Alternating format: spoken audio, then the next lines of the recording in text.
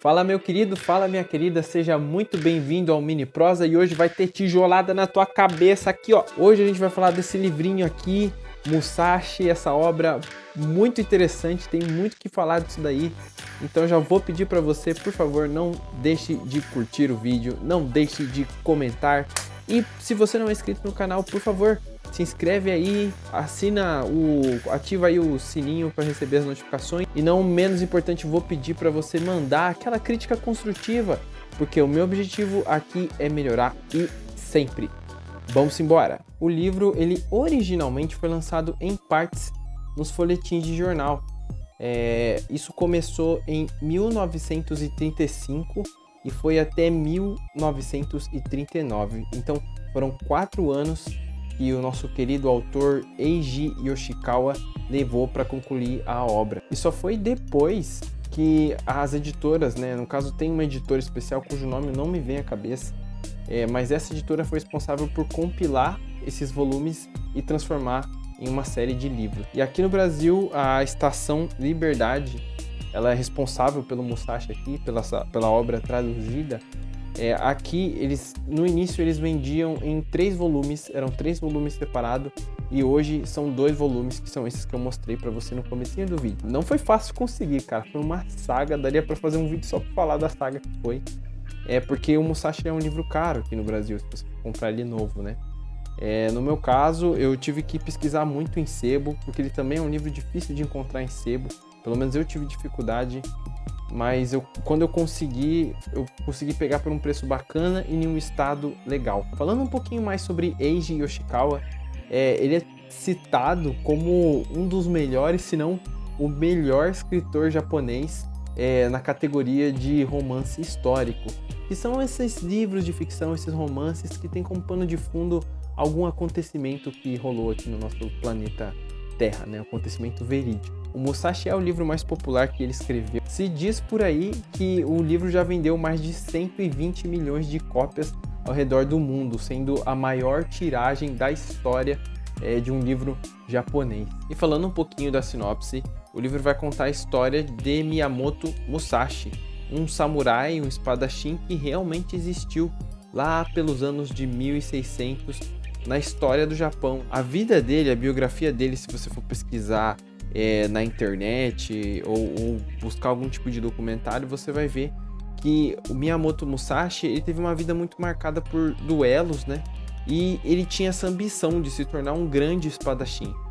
E o que o Eiji Yoshikawa faz aqui é romantizar essa jornada dele, e tomando, acredito aí, algumas liberdades poéticas para inserir personagens, relacionamentos que o possível Musashi teria tido, né? Então ele se apropria de vários recursos aí para poder contar uma história mais romantizada, mas nem por isso menos impactante, nem por isso menos imersiva, né? Eu acho que é justamente por essas liberdades poéticas que eu vou falar um pouquinho mais sobre isso na frente.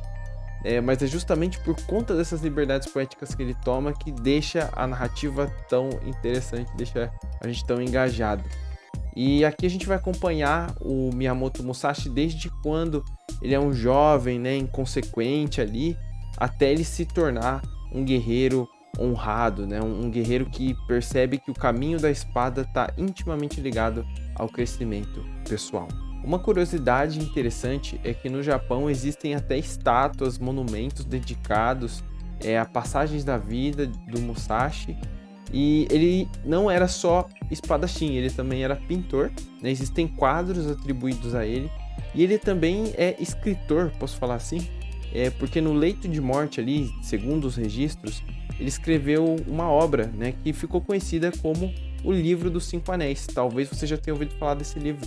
Ele é largamente assim estudado pela galera do meio empresarial, porque eles acreditam haver ali técnicas, ensinamentos que podem ser aplicados no mundo dos negócios, né?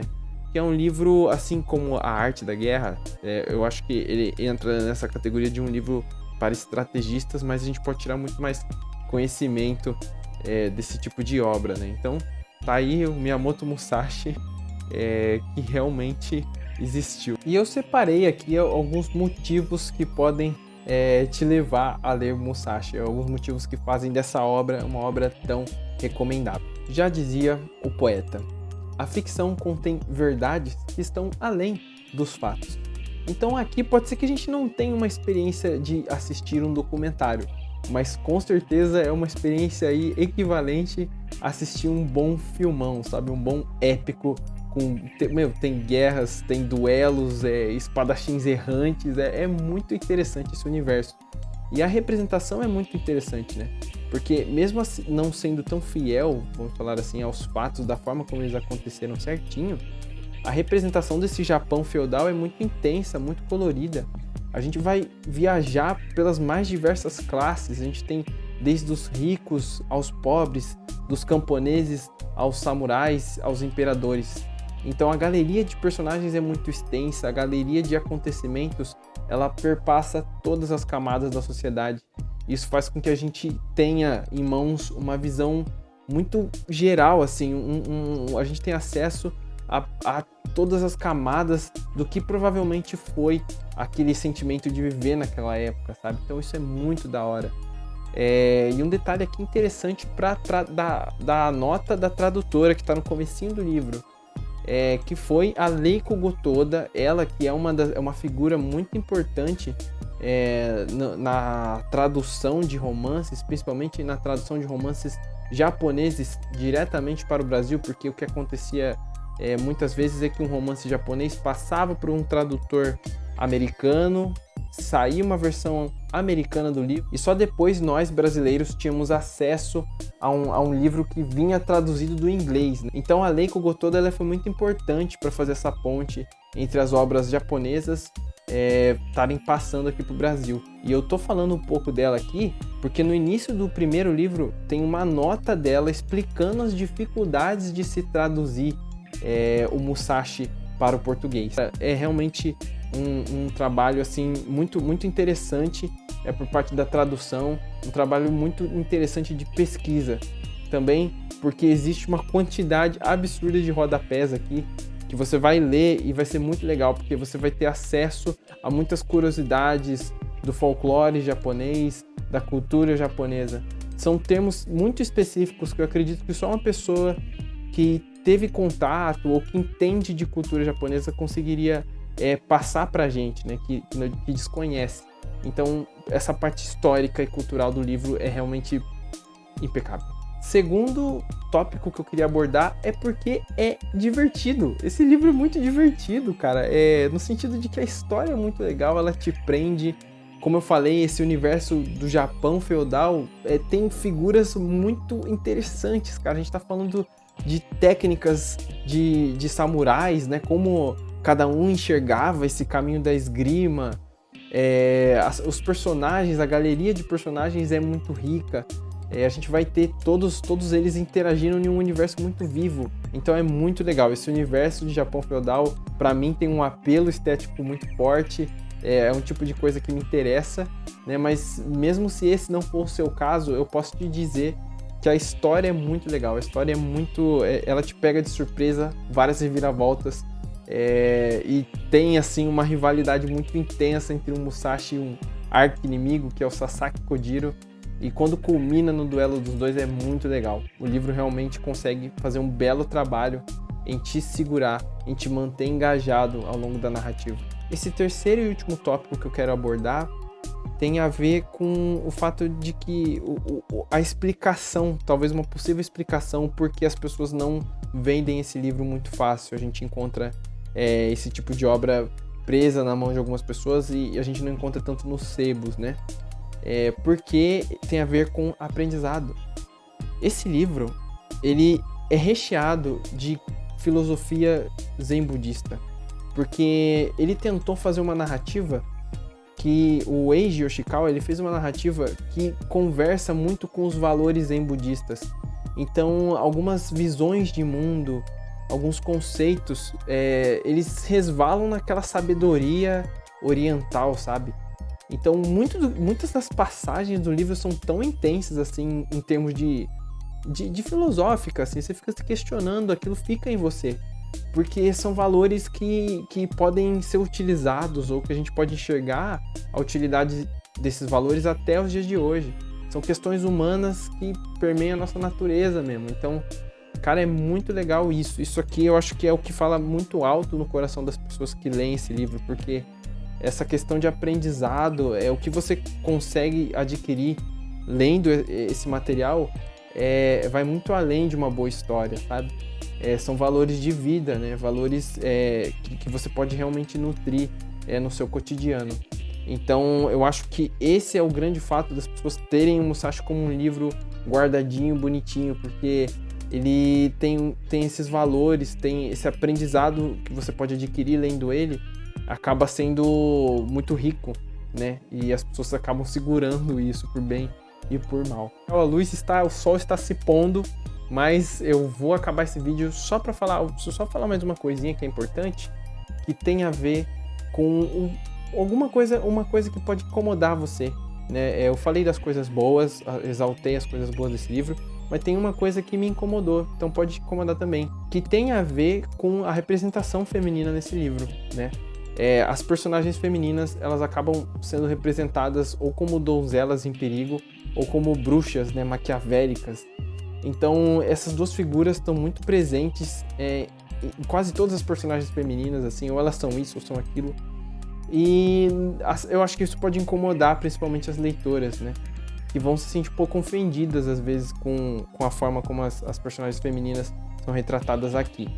Lógico, isso aqui a gente pode abrir um tópico inteiro para discussão, porque sou um leitor, se for ler o livro, estamos em 2020, né? Então é um momento muito diferente do qual a pessoa que escreveu, o Eiji Yoshikawa, escreveu o livro. E além de que também ele é de outra sociedade, outra cultura, e ele está representando um período que é de 1600, né? Então temos aqui sim, podemos ter uns poréns nisso que eu estou falando para você. Porém, eu acho que é importante falar isso, porque é uma coisa que ficou um pouco comigo, assim, eu falei, acho que isso aqui poderia ser diferente, né? Então, é a única coisa que me incomodou um pouco, assim, ao longo do livro. Muitas vezes, ao longo da jornada, as personagens femininas mais importantes da história, elas acabam tendo como principal objetivo encontrar um homem, né? Encontrar um cavaleiro perfeito, um marido perfeito. Então, isso acaba perdendo, isso dá um pontinho a menos pro livro, né? Como leitor de 2020, eu acho que isso é válido eu falar, mas tem todo esse porém de estarmos falando de uma sociedade que não é a nossa sociedade brasileira, de um período histórico que também não é o nosso, né? Mas fica aí, então, a ressalva para você refletir, beleza? Gente, caraca, esse livro ele é tão grande, e eu falei no outro vídeo que o verbo era falho, e aqui nunca foi tão verdade, né? Apesar de todas as conclusões que eu passei para você, eu recomendo que você tire as suas próprias lendo esse livro. Não que ele seja um livro polêmico, eu acho que não cai nesse espectro, né? Mas é porque muitos dos assuntos tratados aqui a gente pode encontrar reverberação nas nossas vidas cotidianas, né? De uma forma que, quem sabe, você não saia melhor desse livro depois de ter lido ele, repensando algumas coisas da vida. Então é um livro assim que ficou no meu coração por conta disso. Eu recomendei para você, beleza? Muito obrigado, falei bastante hoje.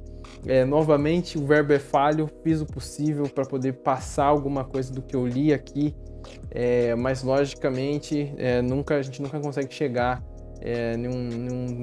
numa descrição ideal, né? Mas tô tentando aqui. Então eu agradeço muito por você ter passado mais esse tempinho aqui comigo, ter assistido esse vídeo. Muito obrigado, tá? Vou pedir mais uma vez para você deixar o seu like, comenta aí o que você achou do vídeo.